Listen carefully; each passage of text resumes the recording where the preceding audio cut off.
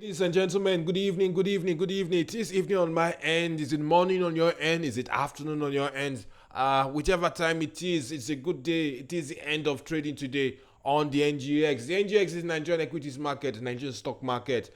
The NGX is official name. Here is a rundown of how trading shaped out today. Today's Thursday, November 13, 2025. And before we dive in, thank you, a big thank you to everyone who takes out the time to like, to share, to subscribe. Please keep doing so. But do note, as much as you say, I find this content educative, and I think in all humility, I can't brag a bit, my content is quite educative. Please do not take anything I say as investment or trading or personal finance advice. Do your own research. What did we have today? Market is still in recovery mode. The all share index gained 1.08%. The index measures the average performance of stocks on the exchange. Some stocks will do better than the index, some stocks will do worse than the index. 599.7 million shares were traded today, and the total value traded today is 22.9 billion naira, and that value was traded in 23,675 deals. Institutional investors accounted for 91.4% of the value traded. Who led the gainers today? Two stocks led the gainers today. A linkage assurance gained 10% to close at 1 naira 76 kobo. Custodian investment gained 10% to close at 38 naira 50 kobo.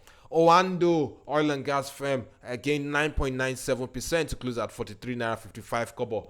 On the losing end of things, Austin Lars led the losers with a 9.96% decline to close at 2 naira 35 kobo. Union Daikon took second place with a 9.68% decline to close at 7 naira. Sterling Financial Holding Company, Sterling Holdco, you can call it that, fell 5.81% to close at 7 naira 30 kobo. In terms of volume, Wema Bank first place, 98.2 million shares traded. UBA took second place, 52.2 million shares traded, and Fidelity Bank third place with 41.1 million shares traded. Coming to that bank in a bit.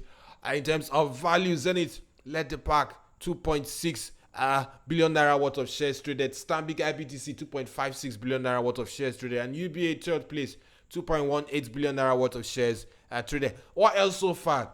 Fidelity Bank dropped its H1 2025 numbers. These numbers have been long overdue, and the bank made 748 billion in gross earnings and 132 billion in profit after tax. The bank, however, may be serving breakfast, a colloquial name, informal slang for heartbreak to shareholders.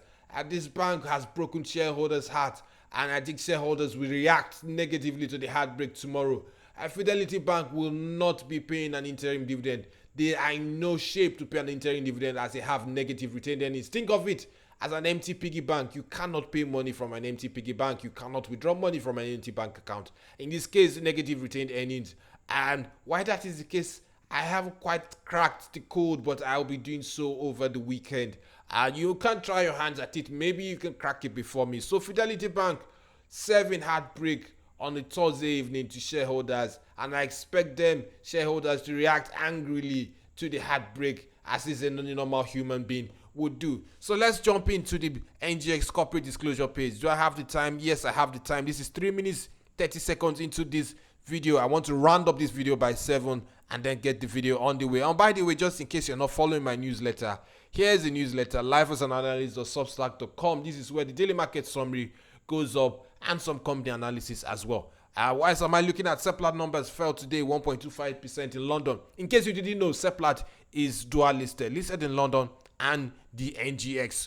But that's not why I'm here. That's not why I've gone here. I've come here to look at some of the announcements. I didn't put in the slides, but I think are quite important. Connoy, what do we have? Let's talk about the dividend payment. Final dividend of 3 naira 50 kobo. Qualification date 21st November. That's next week, Friday. Payment date 23rd December, 2 days to Christmas. Why so? I mean, I guess that's what they're going to do. AGM is going to be held on the 19th of December. I think this firm can do much better. I know that for statutory reasons, you have a timeline within which you're supposed to give AGM notice and all that. But I mean, clearly this firm had these results out a couple of weeks ago.